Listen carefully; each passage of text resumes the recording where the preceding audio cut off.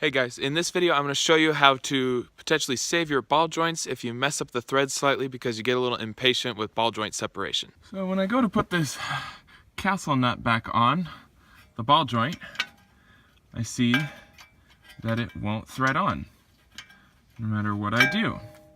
And I look closely at the threads, and they're all messed up.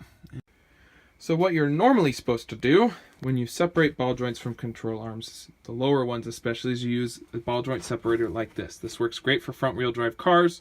It's in most ball joint separator kits, which have like 5 or 6 pieces. And on my 93 Accord, it works perfectly if you're patient. So the idea is to take these 2 notches here and set them in the notches in the lower control arm. And what this piece does is you tighten down here, this screw, and this pushes up. It pushes up on the threads at the lowest part of the ball joint where the castle nut threads on. And the cotter pin goes through that hole. Those have been removed, and you push up on this and it pops the thing out of the lower control arm.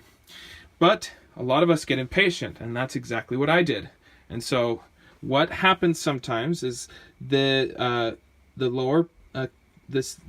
lower control arm's notches are a little bit frayed or worn, and so this often pops out and it falls to the ground. And after many times of that happening, as you're tightening it, you can get frustrated.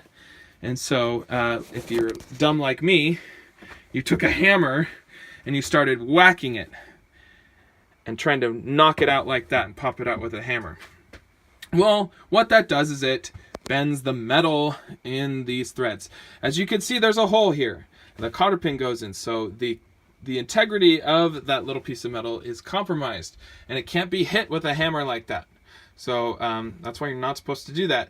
What can happen with repeated hitting on one of these 2 things, okay? In one case, you can salvage the ball joint and do what I'm about to show you in this video, and in the other case, you can't. If you hit it only a certain number of times and you give up because it's not working, because it doesn't, and you go back to the proper method and you're patient, it could look something like this, okay? Excuse my imperfect drawing, but the threads above the hole are fine and the threads around the hole are fine, but the bottom is a little bit squished and the threads don't line up perfectly. When you try and put the castle nut on, it won't thread, it'll slip off.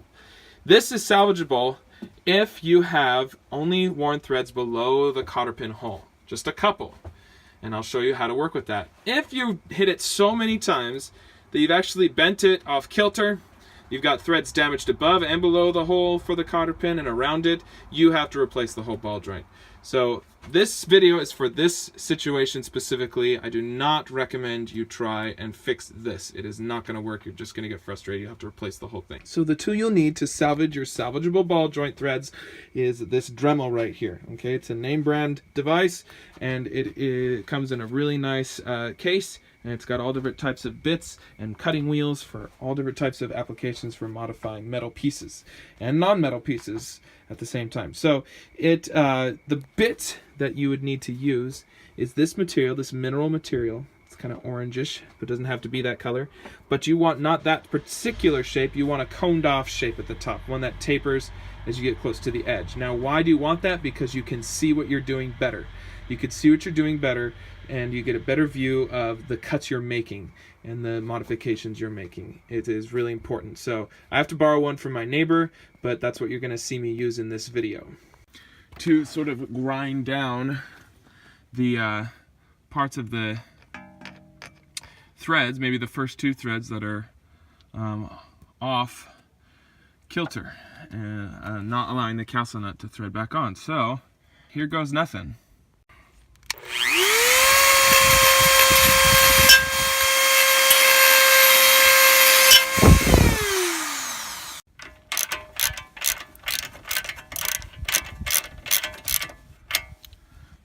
So as you can see,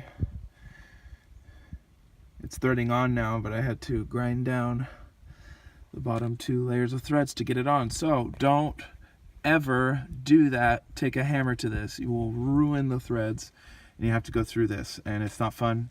Don't do it. Use a ball joint separator, and only a ball joint separator. And you finish the job with a new cotter pin that you wrap around as much as you can of either the castle nut or the threads.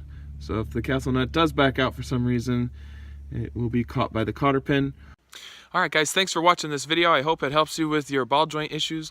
One thing I want to tell you, you should never ever lower the car back onto the ground unless those castle nuts are properly threaded and tightened onto the lower ball joints. What's going to happen if you don't do that is the lower control arm will be pushed out from the knuckle at the ball joint by the struts as they put pressure on the lower control arm, which they're attached to. That means a lot of weight is on your upper control arm and your knuckles, and the suspension is basically in two pieces. Not a good situation. So definitely avoid that, but otherwise you're good to go, and thanks for watching. This is Falconator signing out.